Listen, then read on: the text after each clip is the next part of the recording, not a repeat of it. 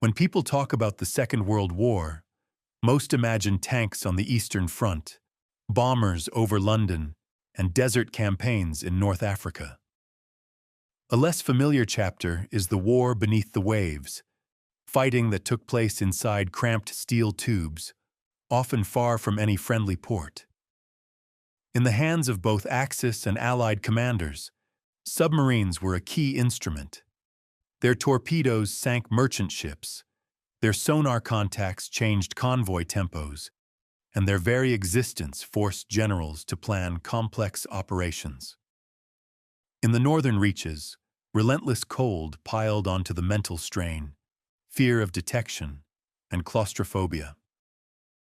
Imagine standing on a submarine's bridge in the Arctic Atlantic. Endless darkness, storm, and icy waves lash your face while you scan the surface for the shadow of an enemy ship. Each blow could mean frostbite, or a fall into freezing water. This video takes you into that world, a space where men had to choose each day between duty and survival. First, the maritime chapter will give you broader context. We'll look at why submarines entered Arctic waters, what the convoys to the Soviet Union looked like, and where the main battlegrounds were during the autumn and winter months. Then we'll descend into the guts of these boats. Tight cabins, a distinctive mix of oil and human sweat, and the constant vibration of engines that created their own microclimate underwater. Most importantly, you'll learn how crews managed, despite cold and darkness, to keep body and soul in working order. In a moment, we'll uncover stories of sleep in hot-bunked berths, improvising winter clothing, and ingenious ways to warm cold hands and hearts. Submarines ended up in the coldest waters on the planet because of the strategic aims of both warring camps. The Allies needed to secure a sea route to the Soviet Union because overland routes were cut. Convoys designated PQ or QP sailed from the British Isles via Iceland to the ports of Murmansk and Arkhangelsk. They passed through fog, intersecting warm and cold currents, drifting ice floes, and above all, the perpetual winter darkness.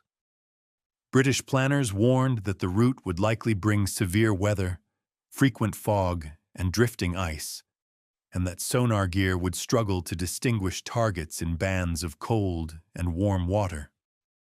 German U-boats therefore lay in ambush among the floes. They not only attacked convoys, but also fought the storms and ice themselves. Lesser-known missions deserve attention, too. In October 1943, the German submarine U-537 sailed to the coast of Labrador to install a secret meteorological station for the Kriegsmarine. The log recorded that soon after putting to sea, the boat ran into horrific weather. Wind, heavy rain, and extreme cold left half the crew seasick, and the run slowed to a crawl. When U-537 tried to transmit a message, a powerful surge washed the Flak-Vierling 38 anti-aircraft gun overboard. The episode shows that the winter sea could be deadlier than any enemy attack. On the opposite side of the world, American submarines operated in the waters of the Aleutian Islands. When the Allies planned the 1943 landings on Attu and Kiska, the lack of winter gear proved devastating. Historical records note that poor weather delayed amphibious debarkation, and missing cold weather supplies led to many frostbite cases. On Attu, 1,200 American soldiers suffered serious cold injuries. Though a land operation, it underscores the logistical challenges submarine crews faced in the North Pacific as well. In this video, you'll see how submariners adapted to such extremes and why they were able to fight even at the highest latitudes. Beyond the Arctic proper, fighting took place in the White Sea, the Norwegian Sea, and the Arctic Ocean. German U-boats operated from bases at Narvik, Trondheim, and Bergen, while British submarines penetrated Norwegian fjords to strike ore and flint carriers. Winter in these regions brought the phenomenon of the polar night, months without sunlight, when human circadian rhythms relied solely on a clock and the beat of the helm. Navigation was arduous.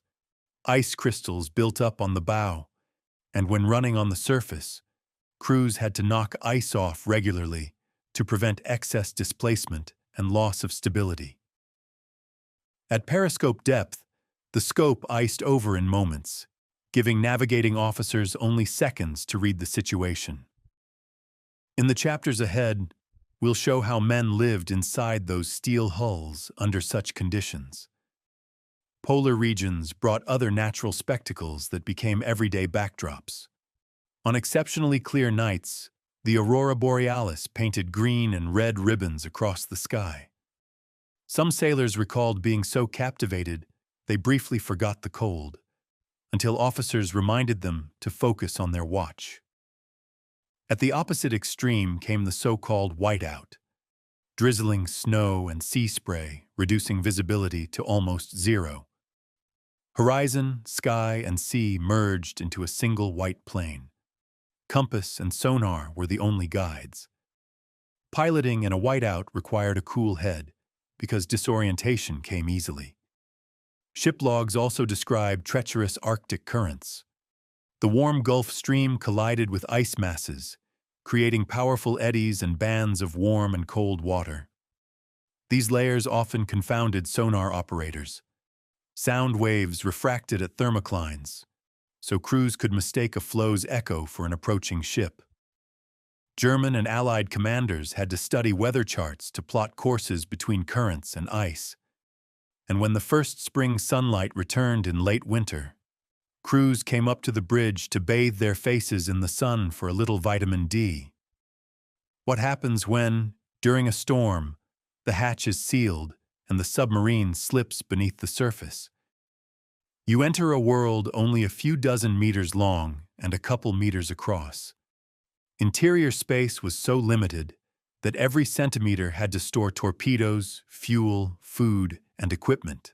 In a windowless environment, a string of bulbs stood in for the sun. U.S. Navy medical manuals describe the setting as unnatural. Constant vibration, monotonous noise, and high humidity. Combined with long watches and scant privacy, it created significant psychological strain. High humidity and condensation were among the worst enemies. On the surface, diesel engines warmed and dried the air. Once submerged and running on batteries, heat vanished quickly. Exhaled breath, cooking steam, and evaporating bilge water condensed on cold bulkheads and overheads. If moisture wasn't removed, droplets formed and fell back onto equipment and uniforms, and sweating plates encouraged corrosion. Some U.S. subs experimented with air conditioning plants used chiefly as dehumidifiers. Water condensed on chilled coils, drained into a tank, and the crew had to accept that although it was distilled, it wasn't for drinking. German U-boats lacked such installations. Their crews coped with mold and weeping steel. Air quality was another issue. Enclosed spaces, carbon dioxide, oil vapors, and battery off-gassing built up quickly. If forced to remain down longer, crews deployed chemical absorbers and soda canisters to bind CO2. There was also a rule to save power. Many bulbs and blowers were switched off to conserve the batteries. Crew diaries often include a wry sign. Why is this bulb on? Because it's our only heat source. The warmth from a lamp really was a precious bonus, lighting a berth at night while slightly heating the space. Scents mingled aboard too. Exhibits from the U-505 museum note that the smell of oil seeped into every bunk, blending with unwashed bodies and foul heads. There wasn't enough water for frequent showers. Hygiene meant a couple of towels and soap. On long patrols, black mold crept over the walls. Older American submarines ventilated poorly, and crews complained about insects, including large roaches. Yet men adapted quickly. The nose dulled, and focus shifted from comfort to keeping machinery functional. The monotony of the interior was heightened by relentless space saving. In short runs, 30 centimeters between torpedoes, 40 between distribution panels, sailors had to move carefully. Each dive ramped up internal tension. Hydrostatic pressure set the metal creaking and groaning. It was the crew's daily bread. Panic was a luxury they could not afford. In a moment, we'll reveal how they slept and what the rest routine looked like that often determined morale and health. One of the greatest luxuries aboard was sleep, and even that was rationed. U-505, a typical German Type 9, carried over 60 men but had only 35 bunks. The solution was hot bunking, several men sharing the same berth in rapid succession. As soon as one sailor rose for duty, another slid into the still warm bed. Wolfgang Schiller, a U-505 crewman, recalled that bunks were never cold, always warm. One man got up, another lay down, because you changed every 4 hours. A bunk never had time to cool, a paradoxical blessing in winter. The berths were tight and unwelcoming. In some compartments, hammocks hung over torpedoes, with the cook squeezing by carrying a pot of soup. Some bunks lay beneath pipes and cables so a man couldn't even roll onto his side. Schiller joked that nobody wanted his particular berth because a fat pipe above it blocked his movements. In storms, the bunks swung with the boat. Lashings turned into sliding platforms. In one hard roll, Schiller's slings parted and he toppled with his bunk onto a mate, saved only because he grabbed a pipe in time. Such mishaps were common. U.S. Navy medical records note that rough weather caused injuries as men were flung across the bridge or rushed to clear the casing. Even rest could be risky. American and British boats were somewhat more comfortable, but bunks were still shared. The Imperial War Museum describes British submarines with triple-stacked bunks only half a meter high. You slid in like a coffin. Hot bunking was standard, and many learned to sleep standing up or on chairs if everything was taken. Having your own bunk was a privilege of the captain and senior officers. Sleep quality also depended on temperature. In winter, men tried to keep warm, sleeping in layers and sometimes strapping a hot water bottle to the bulkhead if available. Space heaters were rare because electric heaters drained precious battery power. Watch rotations meant only a few hours sleep for each man. Most crews ran 4-on 4-off or 6-on 6-off schedules. In the gaps, they had to eat, handle comms and repair tasks, and sometimes relax. Rest time wasn't only about sleep. Sailors tended their mental well-being. Schiller called himself a bookworm and kept a stash of books to settle his nerves. Some crews had a gramophone and records. Lily Marlene, for example, played during quiet spells, turning the sub for a moment into a tiny salon. Sailors also studied technical manuals. As Schiller says, they learned everything from torpedo school so anyone could cover any post if needed. This interchangeability was essential. In freezing waters, anyone might fall ill at any moment. Hygiene became another battle. Showers were rare, sometimes once a week, and planned so spilled water wouldn't freeze on the tiles. U.S. boats allotted each sailor a daily water ration. One frontline anecdote tells of a captain drilling twin holes in a drinking water tap to limit flow, teaching men to save every drop. In winter, conserving heat mattered as well. Distillers and water heating drew on batteries and diesels, so a shower meant less energy for warmth and propulsion. A sailor's stomach doesn't stop just because icy waves slam the hull, but space aboard was scarce. U.S. designers rated Gato and Balao-class boats for 60-75 days at sea. Food was crammed into shower stalls, between torpedoes, and down narrow passageways. German U-boats were similar. Rations included dried meats, sausages, cheeses, eggs, rice, pasta, potatoes, and roasted grain coffee. The cook kept a meticulous stowage map to pull the right box without upsetting trim. Every extra kilogram could shift the boat's center of gravity. Winter hit stores in two ways. On one hand, ambient cold prolonged freshness. On the other, humidity bred mold. Soft fruit and vegetables spoiled quickly and were eaten in the first weeks. By the end of a cruise, hardtack, tins, and dried goods remained. German crews grew used to monotony. American logistics were better, and sometimes they even carried a freezer with ice cream, an oddly desirable luxury in a freezing world. Water was likewise precious. Submarines couldn't rely on fresh water from outside. The sea was salty, and in winter, ice made taking on water difficult. Distillers that converted seawater to fresh consumed lots of energy and produced heat needing to be vented. Drinking water was therefore scarce, used for cooking, drinking, and minimal hygiene. Hard freezes threatened to ice up pipes and tanks. Crews wrapped lines with rags and used heaters when necessary. In this video, you'll see how cooks fought cold with creativity, making soups and stews you could eat in any weather.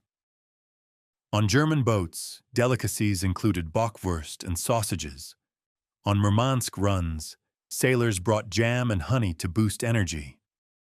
U.S. boats ensured plenty of fresh vegetables early in a patrol, then switched to canned produce. When they could catch fish in winter, say in Baffin Bay, the cook made it for dinner. Otherwise, resupply depended entirely on port. Freezing temperatures also affected fuel and lubricants. An interrogated mechanic from U-606 noted that the German Navy used lighter lubricating oils in winter for easier starting, switching to heavier grades in summer, a change that could be done at sea. The detail shows how finely crews planned technical readiness by season. Life aboard wasn't only engines and torpedoes. It was above all, crew health. In confined spaces, illness spread quickly, and cold heightened the threat.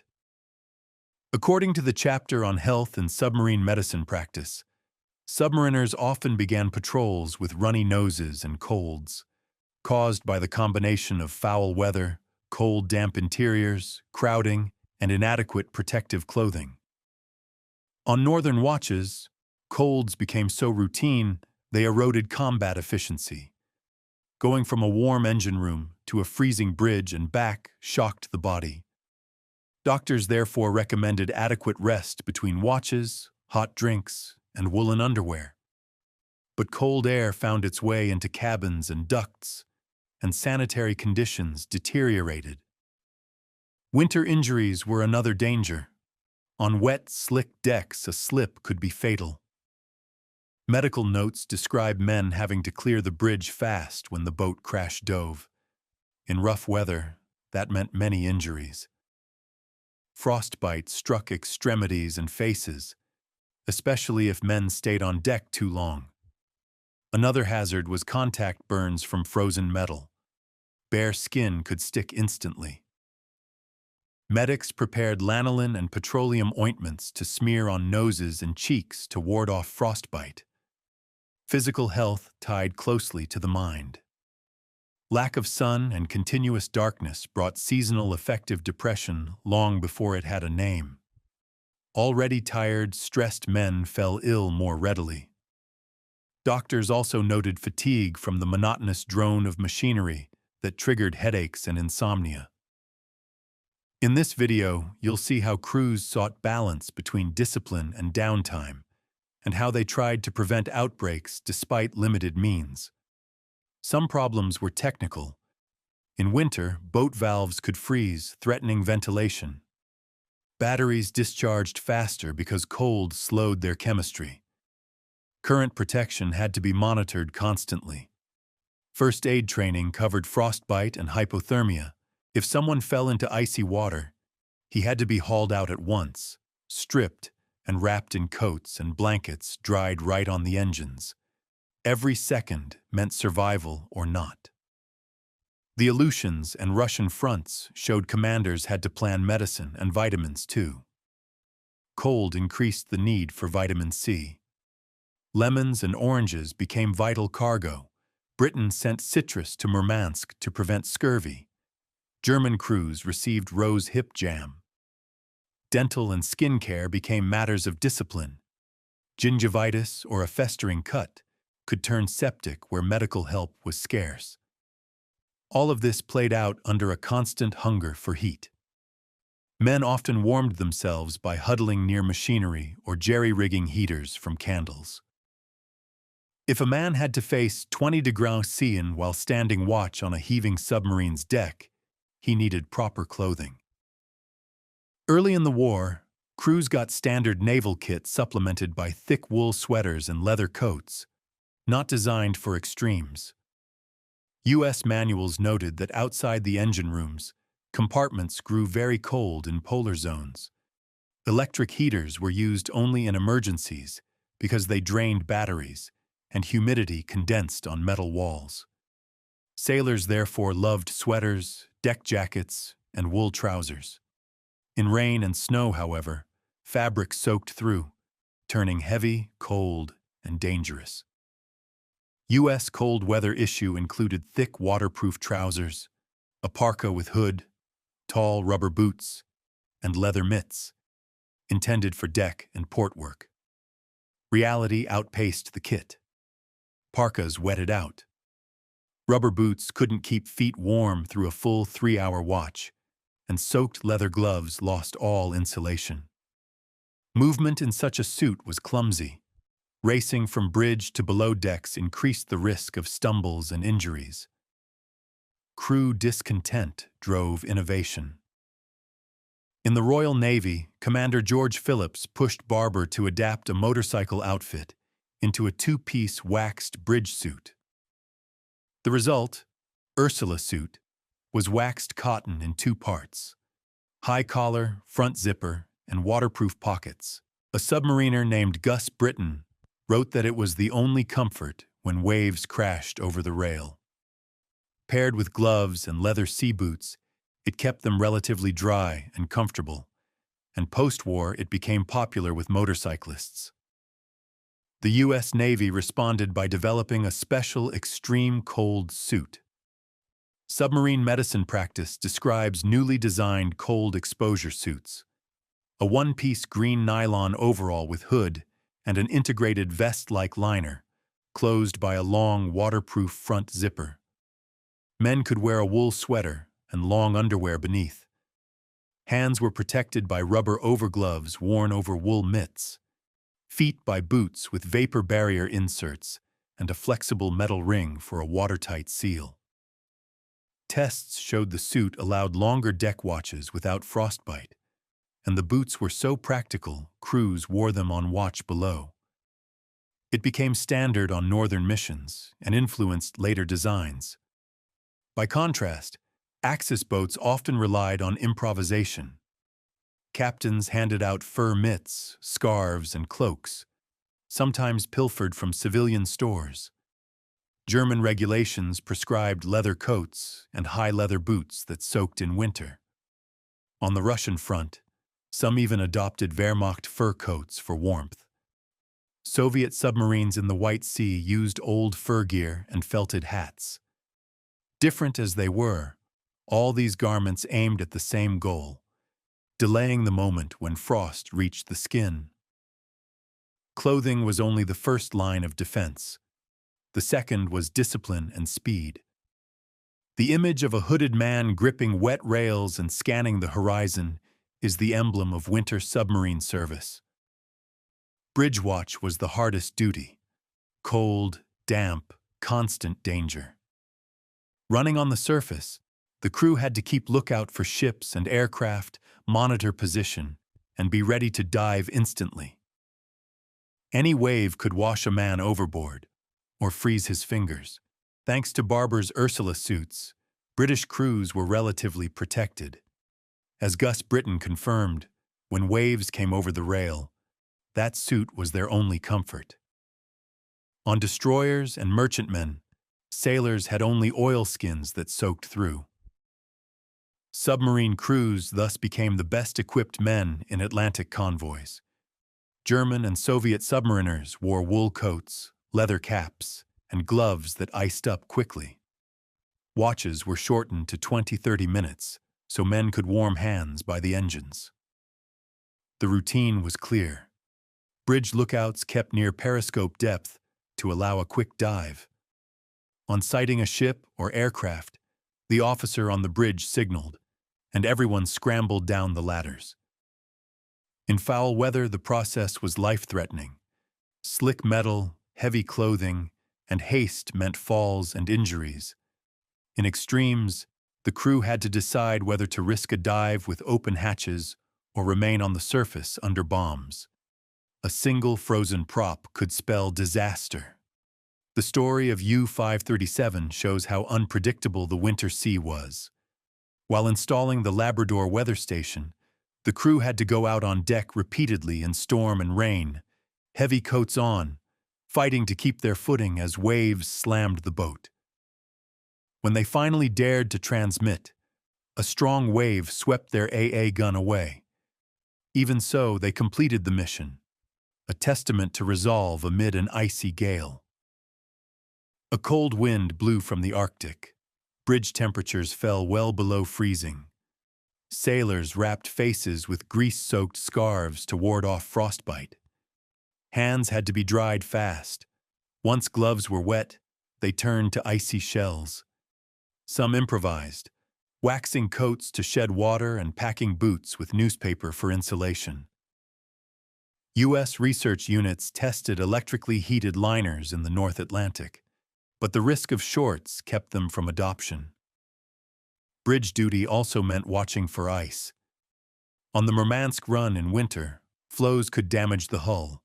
Watchkeepers had to spot bergs in time to alter course. Sometimes ice jammed the periscope. Sailors cranked it up, wrapped it in cloth, and chipped ice away by hand.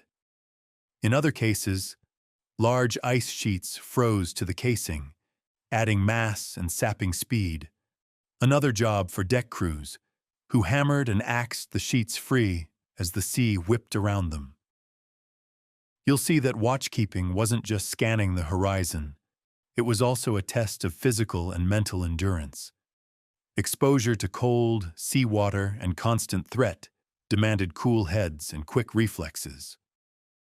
Many veterans would say the best moment was watch relief and the slide down into the warm engine room to thaw and dry out. Pack a few dozen men into a tight space for weeks or months, and cohesion becomes key, doubly so in submarines. Morale was tried constantly. No privacy, smell, noise, and ever-present danger wore on nerves. How did men cope? One pillar was rigid routine. The Dienstplan aboard German and Allied boats divided the day into blocks: watch, maintenance, rest, food, and free time. Structure gave the days rhythm and a handhold. Men knew when to expect a short sleep, when they'd relieve at the periscope, and when they could brew coffee. Rituals, shared dinner, or morning calisthenics strengthened group identity. U.S. crews, for example, made a habit of serving soup at dinner and reading old newspapers. Even 3 months out of date, they connected them to home. German crews sang traditional songs and read letters. Books and music stabilized the mind. Wolfgang Schiller remembered reading to keep calm. U-505 had a gramophone that played Lily Marlene in quiet moments. Little therapy sessions that drew the mind away from pinging sonar and ice cracking on the hull. Men studied languages, manuals, and practiced cipher drills to pass time and build skills. Interchangeability mattered. Schiller said the crew learned everything from torpedo school, because in freezing waters anyone could fall ill or be hurt. Everyone had to be able to start engines, work the radio, or reload a torpedo. Cross-training followed. Mechanics learned navigation and vice versa. The skill raised safety and forged solidarity. Men knew they could rely on each other. Humor and nicknames were another valve. An American blog, The Submariner, notes light-hearted placards posted around boats. One asked, "Why is this light still on?" "Because it's our only heat source." Such dark humor relieved tension when men were exhausted and cold. Stories grew in the telling. Jokes about hot soup being the most coveted souvenir or mold adding vitamins to bread. Without humor, stress would build into conflict. Good food and small rewards also propped morale. The U.S. Navy understood food as a force multiplier, sending luxuries like ice cream freezers aboard. German crews prized chocolate, bacon, and alcohol. In hard moments, small rations of rum or vodka warmed body and soul. Even a simple square of chocolate could rally spirits more than a torpedo. A sense of purpose helped too. Propaganda on both sides extolled submarine heroism. Germans spoke of the iron heart of the Atlantic. Britons of the quiet servicemen keeping sea lanes open. But in men's minds, patriotic motives mixed with ordinary fear and the will to live. Any day might be the last. Many kept diaries to leave a record for their families. After the war, those diaries became valuable sources for historians. Survival in an Arctic storm isn't luck, it's preparation. Pre-war naval schools relied on theory and simulations, but World War II forced commands to invest in winter-specific training. Future submariners endured rigorous physical, psychological, and technical regimes. Physical work, strength, running, endurance, because deck duty demanded it. Psychological screening focused on functioning in isolation, under pressure, with minimal sleep. Teamwork was paramount. Men unable to share space or take orders were reassigned. Special winter training included drills in icy water. Crews learned to handle cold shock, the abrupt drop in body temperature upon immersion. Instructors made them plunge hands into ice tubs and then don gloves to feel fine motor skills slow. They practiced donning winter suits in the shortest time to speed watch changes. Many schools built wooden mock-ups of deck and bridge to rehearse crossings in wind with loads. The Germans at Kiel used a cold water pool to test endurance. The Americans in New London built a special trainer simulating a slick deck. Theoretical instruction covered hypothermia, frostbite, and cold water rescue. Doctors taught early signs of frostbite, pale, waxy skin, numbness, and first aid. No vigorous rubbing of frozen limbs, gradual rewarming instead. Nutrition in the cold meant more fats and carbohydrates to maintain body heat. Manuals warned that alcohol, though it feels warming, dilates vessels and increases heat loss. Captains had to ration rum carefully. Technical prep mattered too. Mechanics learned how viscosity changes in low temperatures and how to start engines in the cold. Navigators trained on polar charts and predicting ice drift. Radio men drilled operating gear and gloves and dealing with ionospheric skip, more frequent in winter. On German boats, crews studied wave propagation, what wavelengths penetrated through swell and ice, and optimized transmissions accordingly. Americans leaned into meteorology, built observation posts, like the one U-537 set up in Labrador, and analyzed data to route convoys better. Training could only go so far, though. The Arctic was harsher than any instructor could simulate. Treadmills couldn't truly mimic an icy, rolling deck. Veterans passed on hard lessons informally. How to wrap a scarf to protect the face without blocking view, or how to use a parachute cord as an improvised neck lanyard. This unofficial school of life often mattered more than formal courses. National styles differed. The Royal Navy stressed leadership by example, In winter, the captain stood the bridge with his men for the same time. Americans emphasized technical competence and cross-training. Everyone should be able to plug a leak, read an electrical schematic, even man the deck gun if needed. Germans leaned on Prussian discipline, strict orders and tightly scheduled sleep, meals, and leisure. Many Soviet submariners were former fishermen. Their informal prep was amplified by toughness and improvisation. All found that without good preparation, cold was a merciless enemy. Life aboard had heroism, but also tragedy. Freezing seas brought not just frostbite, but fatal accidents. One unforgettable example, though in 1949, perfectly illustrates Arctic risks. The U.S. submarine USS Cochino, on a covert operation off Norway, suffered a battery explosion during a storm. The captain ordered an emergency surface because toxic gases threatened the crew. When instruments failed, the heating had to be shut off.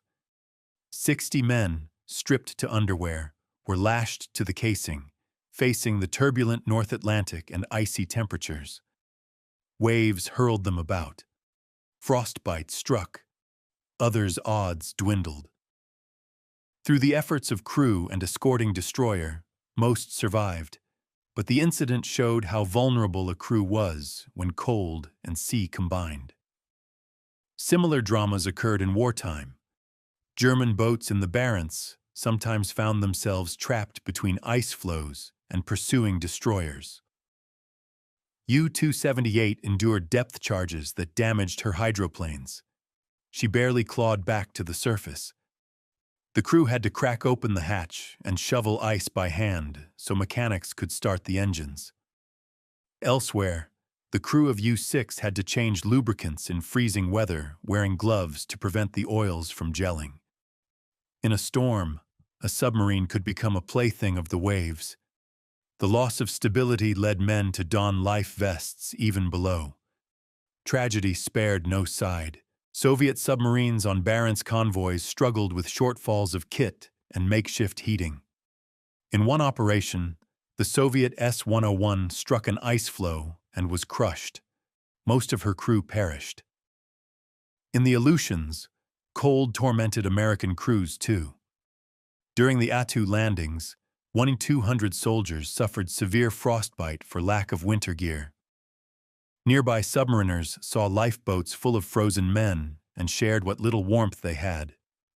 Every submariner dreaded abandoning ship into ice water. At near-freezing temperatures, a human has only minutes before hypothermia. Training therefore included lifeboat drills and rubber immersion suits that could delay death. Some crews tested mummy suits, tight neoprene gear with air pockets.